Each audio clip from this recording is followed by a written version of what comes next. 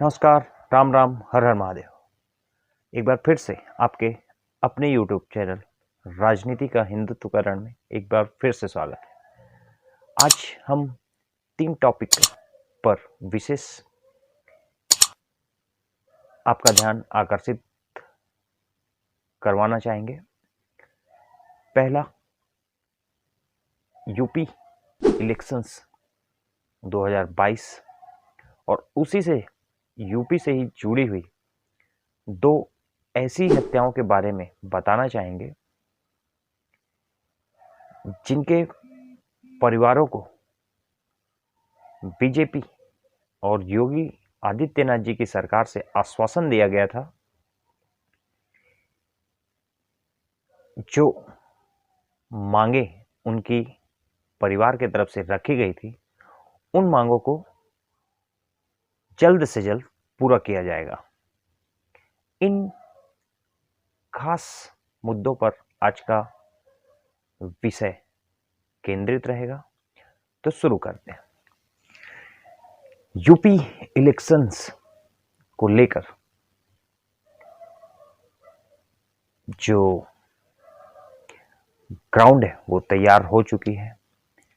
राजनीति के जितने भी चैंपियंस हैं सभी उस ग्राउंड पर पहुंच चुके हैं और चुनावों का आगाज ढोल नगाड़े के साथ कुछ ही दिनों में आपको और भी दिलचस्प होता हुआ दिखाई देने लगेगा। बहरहाल, एक तरफ योगी जी हिंदुत्व के सबसे बड़े आज के एक लीडर आप उनको कह सकते हैं, जो भारतीय जनता पार्टी में जिनका कद दिन ब दिन बढ़ा ही है, और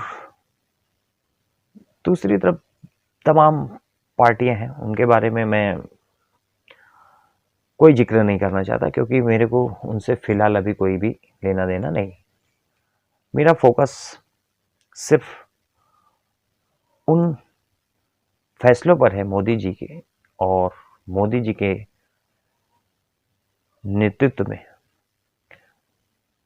जो यूपी में सरकार चल रही है और वहाँ पे जो जो घटनाएं इन 3 सालों में हुई,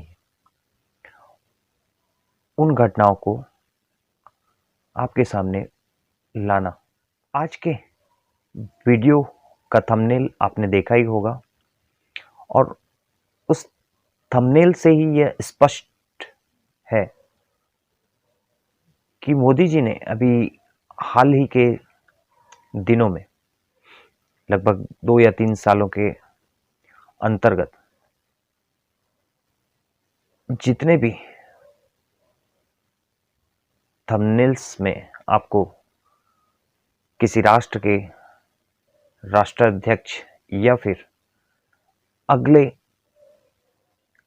चुनाव में वहाँ के राष्ट्रपति के जो कैंडिडेट्स रहे होंगे, उनके साथ मोदी जी की काफ़ी घनिष्ठता थी और उनके साथ भी काफ़ी गर्मजोशी के साथ उनको देखा गया। परंतु मेरा ध्यान इन बात पर जा रहा है कि जिन जिन के साथ मोदी जी की घनिष्ठता रही, उनके साथ उनका मेल मिलाप रहा और मोदी जी ने उनके लिए प्रचार भी किया, वे चारों आज वहां के इलेक्शंस में परास्त हो चुके हैं और अब वो वहां के किसी भी पद पर नहीं है।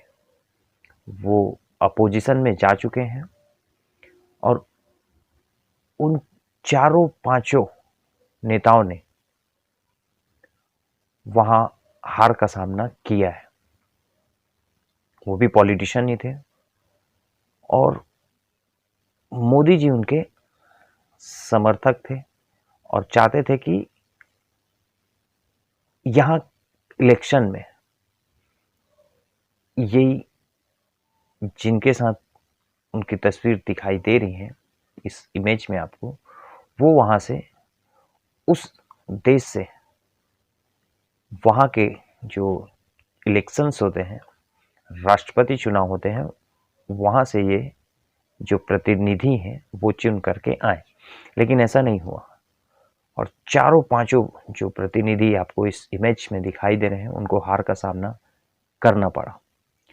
तो योगी जी और मोदी जी का ये तस्वीर जब से वायरल हुआ है, वो दिन रात मुझे सोचने पे मजबूर कर रहा है। और जो भी मेरे मन में आया वो आपके सामने मैं व्यक्त कर रहा हूँ। वो इसलिए भी कर रहा हूँ क्योंकि भारतीय जनता पार्टी हिंदुत्व के विचारों पर चलने वाली एक पार्टी मानी जाती है, और योगी आदित्यनाथ जी हिंदुत्व के सबसे बड़े पोस्टर बॉय हैं। और यूपी में जिन दो परिवारों की बात मैंने अभी कही, जिन पर चर्चा कर, उसमें सबसे जो पहला परिवार है वो चंदन गुप्ता का परिवार है। चंदन गुप्ता आपको याद होंगे, चंदन गुप्ता भारतीय जनता पार्टी के समर्थक ही रहे होंगे, क्योंकि वो भी हिंदुत्व और राष्ट्रभक्त थे, और उन्होंने तिरंगा यात्रा एक ऐसे समुदाय विशेष के इलाके पर निकाली जो उनके जान के लिए खतरा बन गया। और वहाँ के जो जिहादी तत्व थे उन लोगों के द्वारा उनकी हत्या कर दी गई थी। काफ़ी बड़ा इशू उस समय हुआ था। ये बहुत बड़ी घटना हुई थी जिसके बारे में हर एक कोई जानता ही होगा। और उस हत्या के बाद योगी सरकार के द्वारा उनके परिवार को यह आश्वासन दिया गया था कि उनके परिवार से किसी भी एक सदस्य को नौकरी दी जाएगी और उचित मुआवजा उनको दिया जाएगा। लेकिन उनके परिवार से उनकी सिस्टर को नौकरी दी गई और 5 महीने के बाद उस पद से उनको बर्खास्त कर दिया गया, और किसी भी प्रकार का कोई और दूसरा मुआवजा उनको नहीं दिया गया। दूसरी तरफ आज वो लोग लखनऊ में आंदोलन या फिर अनशन या धरना प्रदर्शन करने के लिए मजबूर हैं, क्योंकि चंदन गुप्ता ही उनके घर का एकमात्र कमाने वाला उनका एक पुत्र था, और उन्हीं के सहारे उनकी घर की रोजी रोटी या जो भी जीवन यापन जो था वो चंदन गुप्ता जी के माध्यम से ही चलता था। तो मेरा ध्यान इस तरफ जब जाता है तो मैं विचलित हो जाता हूँ। एक तरफ लखीमपुर की घटना से आप वाकिफ होंगे। लखीमपुर में जो किसान आंदोलन, तथाकथित किसान आंदोलन जो अभी चल रही थी, उस दौरान वो जिनकी गाड़ियों से कुछ किसान कुचले गए, जिसके आक्रोश में किसानों ने और भी 4-5 जो भारतीय जनता पार्टी के समर्थक कहे जाते हैं या उनके कार्यकर्ता, उनकी हत्या की। लेकिन जिन जो किसान गाड़ी के द्वारा कुचले गए थे उनको मुआवजा मिल गया। उनको 45-45 लाख रुपए और शायद नौकरी का भी आश्वासन दिया गया, वो भी उन्हें मिल जाएगा क्योंकि वो वामी कांगी गैंग से है। तो वैसे किसी गिरोह या फिर किसी संगठन या किसी पार्टी के आप कार्यकर्ता होंगे तो भारतीय जनता पार्टी की गवर्नमेंट आपकी बातें जल्दी सुनेंगे। लेकिन आप बीजेपी के कार्यकर्ता हैं या हिंदुत्व के समर्थक हैं तो फिर आपके लिए कठिन है आपको न्याय मिल पाना, आपके फैमिली को न्याय मिल पाना। दूसरी जो घटना है वो कमलेश तिवारी जी के हत्या से जुड़ी हुई घटना है। उनका भी, उनकी जो हत्या हुई थी वो भी पूरे देश के सामने है। उनकी हत्या के बाद भी देश काफ़ी आक्रोशित था और उनको भी, उनके फैमिली को भी यही आश्वासन योगी जी ने स्वयं दिया था। लेकिन आज भी उनको किसी भी प्रकार का, न उनके पुत्र जो सत्यम तिवारी हैं उनको नौकरी में या किसी भी प्रकार का कोई स्थान नहीं दिया गया है और शायद मुआवजे की जो राशि तय होती वो भी उनको नहीं दी गई है। और जो कमलेश तिवारी के हत्यारे थे वो भी अब पुलिस और कानून के गिरफ्त से बाहर जा चुके हैं, जिस पर यूपी पुलिस का ढुलमुल रवैया रहा, जिसके कारण आज वो पुलिस के गिरफ्त में नहीं है।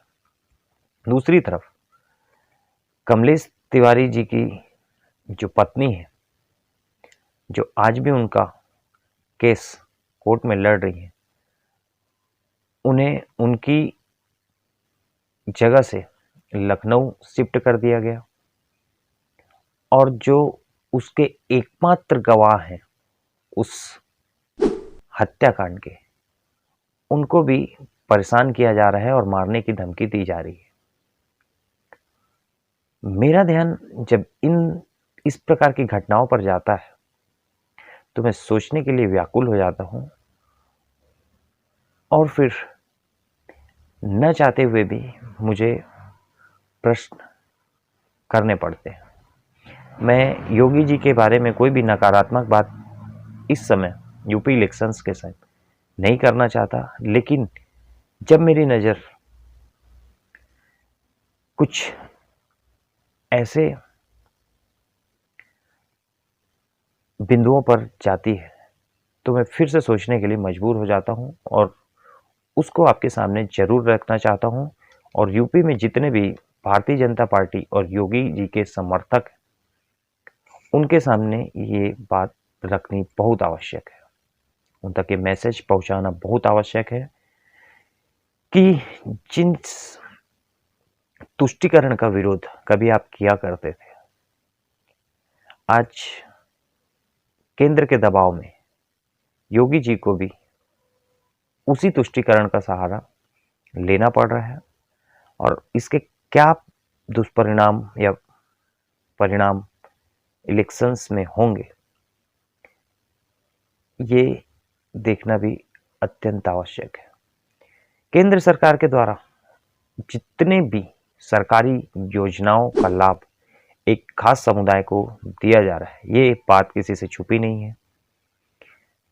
यूपी इलेक्शन में सभी जानते हैं कि एक विशेष वर्ग न योगी को वोट करेगा और न ही भारतीय जनता पार्टी को वोट करेगा, परंतु फिर भी उनके लिए वो हर एक चीज किए जा रहे हैं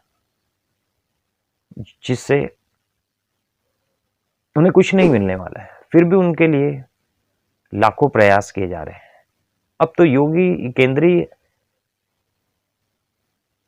जो रणनीतिकार हैं और केंद्र की तरफ से अल्पसंख्यक मोर्चाओं के लिए दो दो लोगों की नियुक्ति हर एक कॉन्स्टिट्यूंसी में की जा रही है, हर एक सीट पर की जा रही है और उनको एक लक्ष्य दिया गया है कि 5,000 मुस्लिम वोटर आपको हर एक सीट से जोड़ने हैं। जो एक समुदाय, मुस्लिम समाज भारतीय जनता पार्टी को कभी वोट नहीं करता, उनके लिए आपके खजाने खुले हुए, तमाम तरह की जितने भी सरकारी योजनाएं हैं उनका लाभ आप उन्हें दे रहे हैं। लेकिन जो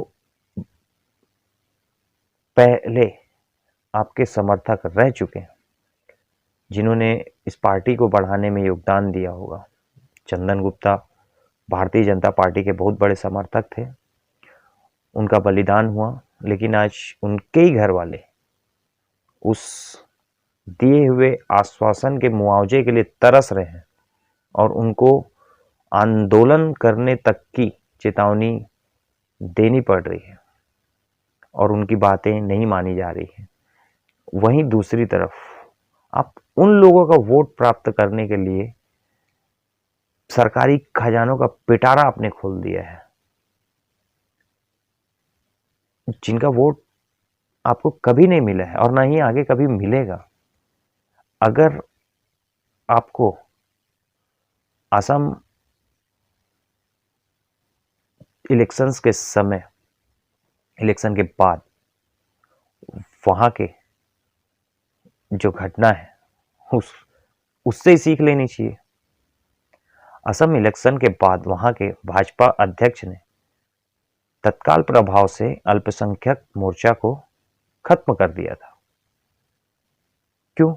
क्योंकि उनको मालूम था कि एक जो विशेष समुदाय है वो भारतीय जनता पार्टी को वोट करता ही नहीं है। तो मेरा कहने का ये मतलब है, ठीक है आप सरकार में हैं, आपकी कुछ जिम्मेदारियां होंगी, लेकिन इसका मतलब ये नहीं कि आप अपने लोगों को अपेक्षित रखें और उन लोगों के लिए खजाने पिटारे खोल दें जो आपके कभी नहीं हो सकते। इतना ही बात मैं योगी आदित्यनाथ जी और उनके टीम तक पहुंचाना चाहता हूं और जितने भी यूट्यूबर्स हैं या हिंदुत्व के फॉलोअर्स या समर्थक हैं उनसे ये कहना चाहता हूं कि ये मैसेज योगी आदित्यनाथ जी तक और उनके पार्टी के जो तमाम लीडर हैं उन तक पहुंचनी चाहिए कि उनका विश्वास जीतने के चक्कर में आप अपने ही लोगों के विश्वास पे कुठाराघात न करें। क्योंकि अगर आप फिर से 303 सीटों के साथ और 300 से अधिक सीटों के साथ हम आपको फिर से मुख्यमंत्री के पद पर देखना चाहते हैं और उस पद पर आपको अगर कोई आसीन करेगा तो वो हिंदू समाज ही करेगा। और सबसे अचंभित करने वाली बात तो ये है कि यूपी कैबिनेट के जो मंत्री एक तरफ ये बयान दे रहे हैं चुनाव के समय कि भगवान ने अगर मुझे मौका दिया तो मैं भारत के सारे मदरसों को बंद कर दूंगा, क्योंकि मदरसे ही आतंकवाद और की ट्रेनिंग देता है और मदरसों से सिर्फ आतंकवादी ही निकलते हैं। और दूसरी तरफ उन्हीं के सरकार कह लें आप या अल्पसंख्यक मंत्रालय कह लें आप, उनकी तरफ से मदरसों को इतने अनुदान दिए जा रहे हैं कि जितने मदरसे अभी हैं उतने ही मदरसे और भी खोले जा सकते हैं। तो आप इस तरह की बयानबाजी देंगे और आप सोचेंगे कि हाँ हाँ हाँ फिर से एक हिंदू हृदय सम्राट पैदा हो गया है। भैया आजकल सोशल मीडिया का जमाना है, पब्लिक सब देख रही है कि इस प्रकार के भाषा आप लोग चुनाव में यूज करते हैं, किसी के कहने पे और उसका लाभ दोनों तरफ से लेने की कोशिश करते हैं। तो ये सब सबके सामने है, कुछ भी छुपा नहीं हुआ है। हाँ, कोई